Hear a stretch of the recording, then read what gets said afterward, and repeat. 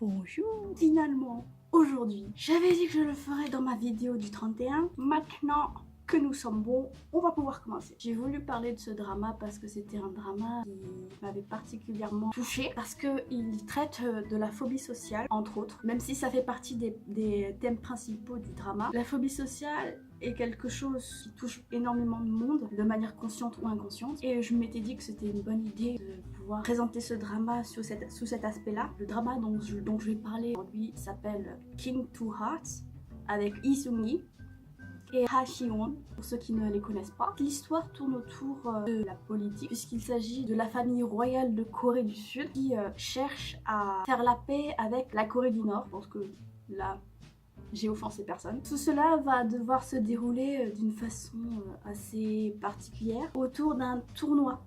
Un tournoi des représentants de Corée du Nord et de Corée du Sud, dans lequel il va falloir que tous mettent leurs préjugés de côté et travaillent main dans la main pour montrer qu'une entente peut être faite entre la Corée du Nord et la Corée du Sud. Du coup, tout le drama tourne autour de ça, de ce que ça implique, des conséquences que ça pourrait avoir sur les deux parties de la Corée.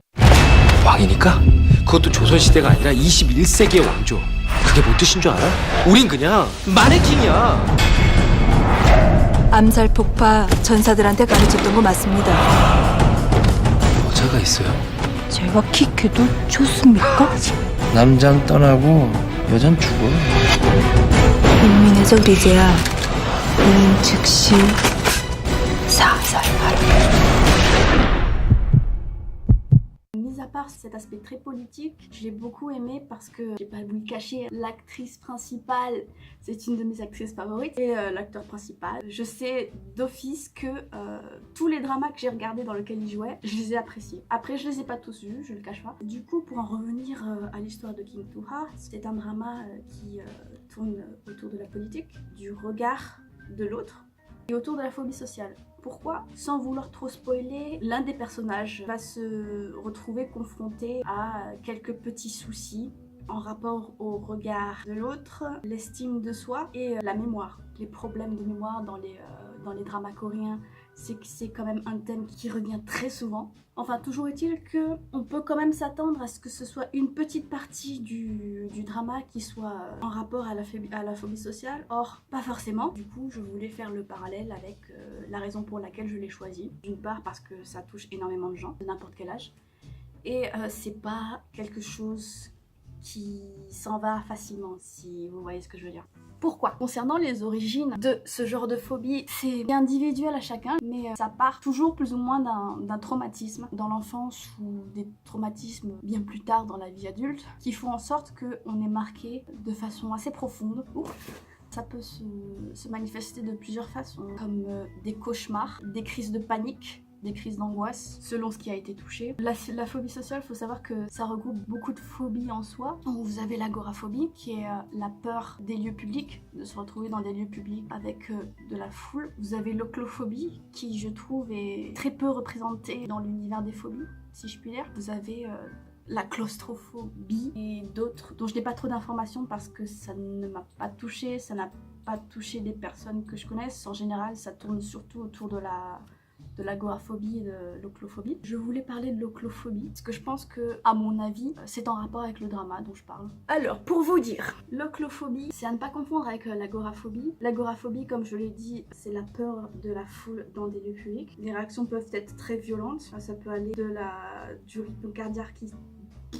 du rythme cardiaque qui s'accélère, le tremblement, les évanouissements, les vomissements. Tu peux même te retrouver vraiment en PLS sur le côté. Ça peut être très grave selon ce que c'est, selon les circonstances et tout ça. L'oclophobie, c'est un peu différent. Je dirais que, étant donné que je suis moi-même oclophobe, je vais parler en mon nom. C'est un espèce de mélange entre la claustrophobie et la démophobie, qui est en fait la peur de la foule en général. Je m'explique. Je vais éviter tout ce qui est lieux bondés, les bus, les transports en commun, je vais les éviter au maximum, surtout aux heures de pointe, parce que ça peut me causer des nausées, en plus de l'anxiété qui va avec. Voilà, en fait, je ne peux pas aller dans des endroits bondés sans avoir quelqu'un qui m'accompagne et quelqu'un de confiance. Autrement dit, ça m'a posé énormément de problèmes. Dans les universités, les amphis, quand je devais y aller, je me mettais toujours vers les sorties de secours parce qu'on ne sait jamais si je me sentais pas bien ou des trucs comme ça.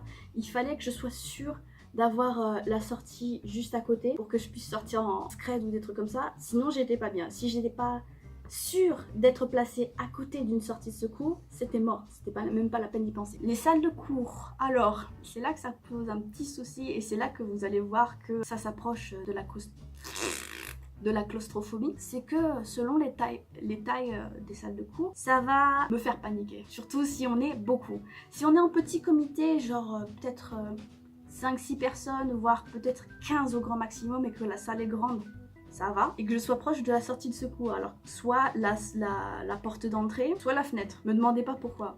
Pour moi, c'est quelque chose de vachement sécurisant. Les ascenseurs dans les lieux publics, j'évite. C'est-à-dire que même chez moi, je ne prends pas l'ascenseur, à moins que je sois sûre de ne croiser personne. C'est-à-dire que si j'entends qu'il y a quelqu'un qui prend l'ascenseur juste avant moi, qu'il y a quelqu'un dans l'ascenseur, je vais prendre les escaliers, je vais descendre. Parce que pendant les heures de pointe, vous savez, les étudiants, vous êtes même vous-même des étudiants, vous avez sans doute vécu ce genre de situation où vous êtes je ne sais pas combien dans l'ascenseur et que vous devez tous descendre à des étages différents ou au rez-de-chaussée ou des trucs comme ça. Il y a eu d'autres situations où dans des lieux publics, ça s'est déclenché. Dans des rues qui sont étroites, où tu passes à 2 maximum et s'il y a une voiture qui passe, tu es obligé de te coller contre le mur parce qu'il n'y a pas la place. Quand tu arrives en ville et que c'est des périodes de fête ou des trucs comme ça et que tu as plein de gamins ou de gens qui courent à droite à gauche, qui courent dans le sens inverse de toi et que tu arrives avec la personne qui arrive en face comme ça. Une fois, j'étais avec une bande de potes, ils étaient tout derrière, la personne est arrivée devant, j'ai commencé à pleurer.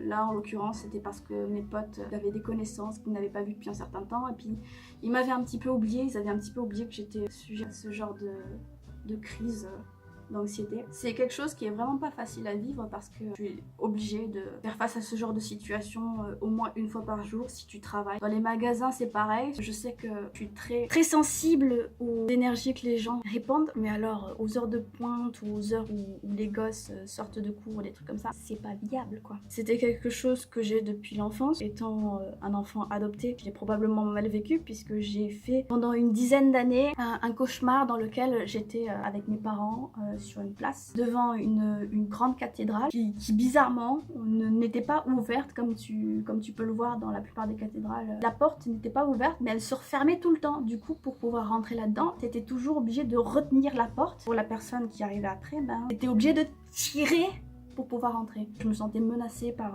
la cathédrale. Il y avait beaucoup de gens à l'extérieur et dans mon rêve, mes parents voulaient quand même rentrer et puis ils m'ont dit bon si tu veux pas rentrer, attends-nous là. Je voyais la porte qui se refermait sur mes parents. J'étais toute seule avec toute cette masse de gens qui venaient à l'intérieur, donc du coup j'étais toujours bousculée à droite à gauche et j'ai eu très peur. Je voulais rentrer et les rejoindre parce que j'avais peur qu'ils m'aient abandonnée. J'ai eu ce cauchemar pendant une dizaine d'années. J'ai toujours cette claustrophobie. L'année dernière encore, j'étais à l'école. Les locaux étaient très étroits. J'étais en cours avec des filles. Quand je me retrouvais seule ou des trucs comme ça, j'étais pas bien, j'avais mal à la tête, j'étais fatiguée. Et je rentrais à la maison le soir et j'avais vraiment des cernes de 3000 mètres de long quoi. Tu confirmes ou pas?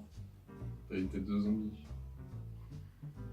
Et surtout, je racontais n'importe quoi. C'est-à-dire que j'étais fatiguée tout le temps et je racontais des trucs qui n'avaient rien à voir avec ce qui pouvait me poser comme question quoi. Je contrôle pas et j'ai beau prendre sur moi dans ces universités, dans ces écoles pour prendre mes informations, pour prendre mon éducation, mais non, je ne peux pas.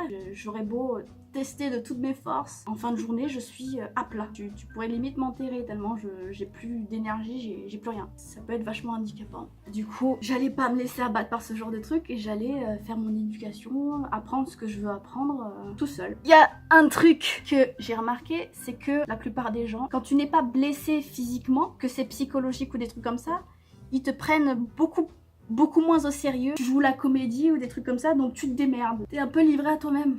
T'es un peu obligé de te démerder. Du coup, je trouve que le drama King Toura, c'est un drama qui est intéressant à regarder sur ce point de vue-là parce que tu vois que c'est quelque chose qui peut être handicapant, c'est quelque chose que tu peux essayer de combattre, mais c'est vraiment pas évident tous les jours et des fois ça peut être juste le travail d'une vie quoi.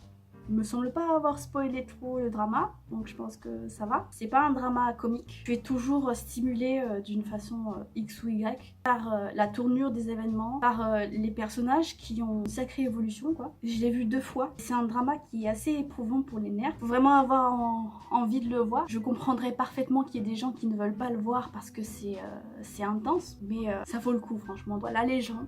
Si vous avez envie que je parle de certains sujets, mettez-les-moi dans le commentaire ou bien envoyez-moi un tweet. J'essaierai de voir sous quel format je vais pouvoir vous le présenter. J'espère que ça vous aura plu. Si c'est le cas, mettez-moi un pouce, abonnez-vous. Sur ce, je vous vois dans une prochaine vidéo. Youp.